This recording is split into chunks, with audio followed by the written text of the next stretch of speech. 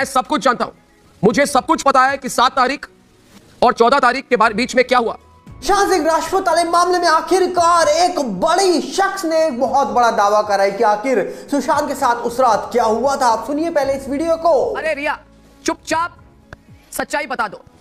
अपने पिताश्री और माताजी को भी बताइए और अपने प्रिय भाई को भी बताइए कि छुपाकर कुछ नहीं होने वाला है। दूसरी बात, रिया मैं सब जानता हूं। रिया मेरी बात सुनो। रिया मैं तुमसे बात कर रहा हूं। रिया मेरी बात सुनो। मैं सब कुछ जानता हूं। मुझे सब कुछ पता है कि 7 तारीख और 14 तारीख के बीच में क्या हुआ। मुझे हत्या के बारे में सब कुछ पता है। रिया चक्रवर्ती, तुम्हें लग सकता है कि सतीश माने शिंदे तुम्हारे लॉयर बन गए तो तुम बच जाओगे, तुम बचोगी नहीं।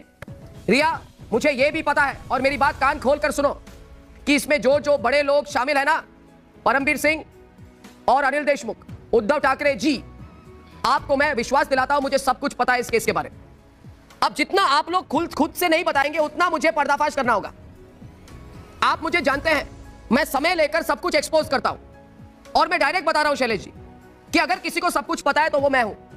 इस वीडियो को देखने के बाद कहीं ना कहीं आपकी भी आंखें खुल गई होंगी। और आपको बता दिया जाए, सुशांत मामले में रिया चक्रवर्ती ने खेला था बड़ा गेम, और आखिरकार रिया ने क्या बोल दिया था कोर्ट में, जिसके बाद बहुत बड़ी बात बन गई थी वो। और साथ में अंकिता लोखंडे को कहा जा रहा है कि एक बहुत बड़ा फायदा हो गया है। बिग बॉस वो हार चुकी है, जमकर सुशांत का नाम उन्होंने लिया बिग बॉस के अंदर, पर फाइनली उनको बॉलीवुड में एक बहुत बड़ी एंट्री मिल रही है। अब वो किसने दी है, क्यों दी है, आपको सब इस वीडियो में हम बताने वाले हैं। पर उससे पहले आपसे अपील करेंगे, अगर आप इस चैनल के अंदर नए हो तो वीडियो को लाइक करना, वीडियो को शेयर करना, चैनल को सब्सक्राइब करना बिल्कुल मत भूलना। यहां पर आपको बता दिया जाए कि सुशांत मामले को लेकर लगातार बातें हो रही है पिछले 3-3.5 सालों से। इस मामले में कई सारे लोगों ने अपनी अपनी बातें रखी सामने लाकर, अपने अपने कहा जा रहा है प्रूफ रखे, जिसमें से कहा जा रहा है कि देखा गया कि सुशांत के परिवार वालों ने जब बार बार इस मामले को लेकर पिटीशन दायर करी थी, तब रिया चक्रवर्ती इस मामले में बॉम्बे हाई कोर्ट में जवाब देती हैं कि सुशांत सिंह राजपूत के पिता के बारे में वो बोलती हैं कि उन्होंने 2 शादी करी, जिसकी वजह से सुशांत सिंह राजपूत की जो मदर थी वो कहीं ना कहीं परेशान रहने लगी और उनकी डेथ हो गई। जबकि सब जानते हैं कि सुशांत सिंह राजपूत की जो मदर थी उनकी डेथ क्यों हुई थी, ये बहुत सारे लोगों ने बाद में बताया था सुशांत सिंह राजपूत की डेथ के बाद। तो आखिरकार ये झूठ क्यों फैलाया गया रिया के द्वारा।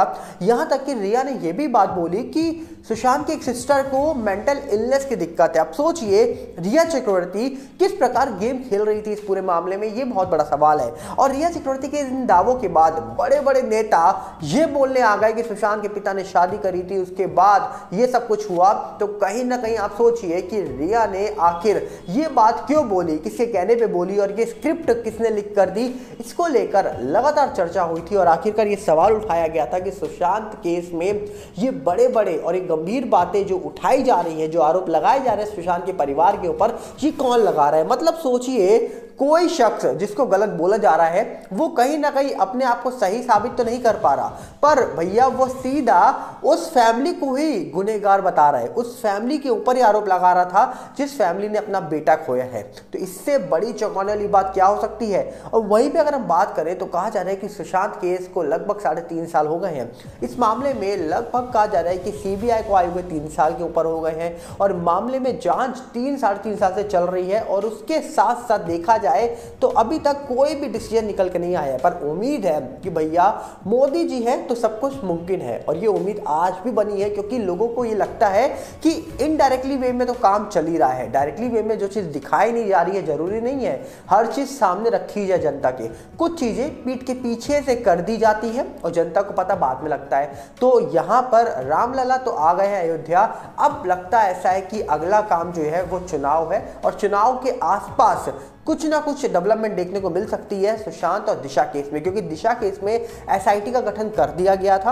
और सुशांत केस जो है ये केस भी छोटा मोटा केस नहीं है। आपने जिस प्रकार कहा जा रहा है कि देखा कि सुशांत केस में सीबीआई है, दिशा केस में एसआईटी है, तो क्या ये माना जाए कि एसआईटी और सीबीआई एक साथ मिलकर काम कर रहे हैं? क्योंकि ये बहुत बड़ा सवाल बन जाता है कि क्या दिशा केस में एसआईटी जो जांच करने आई है, क्या वो इस मामले को सॉल्व कर देगी? क्योंकि ये बात निकल के आई थी सामने कि एसआईटी दिशा केस को दोबारा से खोल रही है, दोबारा से शुरुआत से जांच कर रही है, उस पूरे मामले का सीन को रिक्रिएट कर रही है दिशा के बिल्डिंग में जाकर जहां पर वो डेथ हुई थी। ऐसी भी खबर निकल के आई थी बीच में, पर बाद में एसआईटी को लेकर कोई भी खबर निकल के नहीं आई सामने। और लोग आज भी इंतजार कर रहे हैं कि आखिरकार कब इस पूरे मामले को लेकर बड़ी अपडेट सामने आने वाली है। ये तो आने वाले वक्त में ही पता लगेगा। पर जिस प्रकार कहा जा रहा है कि इस मामले में कई सारे लोगों ने अपनी बातें सामने लाकर रखी हैं, कई सारे लोगों ने बहुत सारे सबूत सामने लाकर रखे हैं, तो उम्मीद तो यही है कि आखिरकार इस मामले में बहुत सारी चीजें जल्द खुल सकती हैं। अभी तो फिलहाल यही उम्मीद लगाई जा रही है। अब देखने वाला विषय होगा कि आखिरकार इस मामले में क्या होगा क्या नहीं होगा, ये तो वक्त आने पे जल्द पता लगी जाएगा। पर लोग अभी इस मामले को लेकर बहुत चिंतित हैं कि आखिरकार सुशांत मामले के अंदर बातें तो बहुत हो रही हैं, पर क्या मामला सॉल्व हो जाएगा? जरूर सॉल्व होगा, उम्मीद मत छोड़िए। तो डेफिनेटली आज नहीं तो कल न्याय जरूर मिलेगा, ऐसा मुझे लगता है। अब आपको क्या लगता है, आप अपनी राय कमेंट्स में बताइएगा। वहीं दूसरी तरफ अगर हम बात करें तो बात करते हैं अंकिता लोखंडे की। कहा जा रहा है कि अंकिता लोखंडे बिग बॉस हार चुकी हैं, टॉप 3 में भी नहीं आ पाई वो। और बिग बॉस हारने के बाद कहा जा रहा है कि लोगों ने उनको जमकर ट्रोल किया था जब वो बिग बॉस के अंदर सुशांत सिंह राजपूत के बारे में जिक्र कर रही थी। उन्होंने बहुत बार सुशांत के बारे में जिक्र करा, बहुत सारी बातें सुशांत को लेकर करी बिग बॉस शो के अंदर। जहां पर उनके पति मौजूद थे वहां पर वो अपने एक्स को लेकर, अपने पास्ट को लेकर बातें कर रही थी। और जिसके बाद कहा जा रहा है कि उनकी सासू माँ ने ये तक बोल दिया था कि भैया सहानुभूति बटोरने के लिए ये सब बातें की जा रही हैं।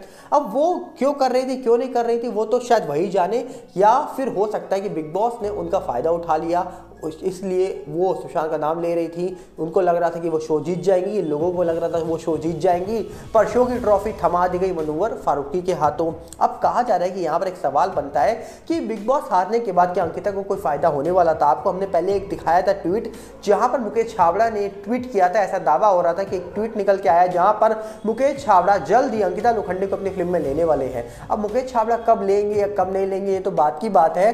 कहा जा रहा है कि अंकिता लोखंडे को रणवीर हुड्डा की एक फिल्म है वीर सावरकर, जो इस साल शायद आने वाली है, उस फिल्म के अंदर अंकिता लोखंडे को ले लिया गया है। जी हाँ, मतलब अंकिता लोखंडे के हाथों एक लॉटरी लग गई है और उनको कहा जा रहा है कि एक बहुत बड़ी साल की फिल्म मिल सकती है, क्योंकि वीर सावरकर जो फिल्म आने वाली है उसको शायद हमारे देश के बड़े बड़े राजनीतिक जो दल हैं वो भी सपोर्ट कर सकते हैं, क्योंकि वीर सावरकर जी थे ही ऐसे। और हो सकता है सरकारें भी जब इस फिल्म को सपोर्ट करें तो ये फिल्म करोड़ों कमाए, और करोड़ कमाएंगी तो इस फिल्म के साथ साथ रणवीर हुड्डा को तो लोग जानते ही हैं, क्योंकि उन्होंने कई फिल्में करी जिसमें नाम कमाया, और उसी के साथ अंकिता इस फिल्म के साथ अपना नाम जोड़ने वाली हैं, लगभग जोड़ी चुकी हैं।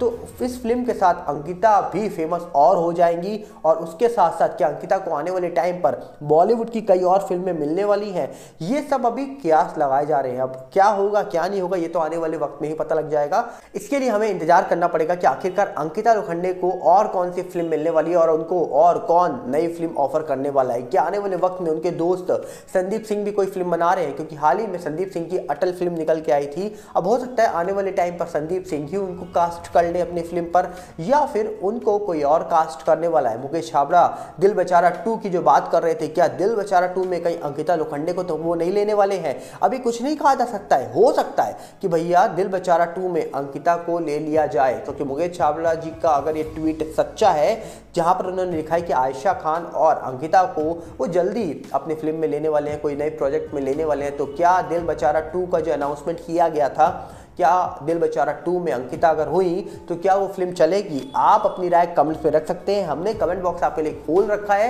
हम बस इतना चाहते हैं कि आप इस चैनल के साथ जुड़िए, वीडियो को लाइक करिए, वीडियो को शेयर करिए, चैनल को सब्सक्राइब करना बिल्कुल मत भूलिए।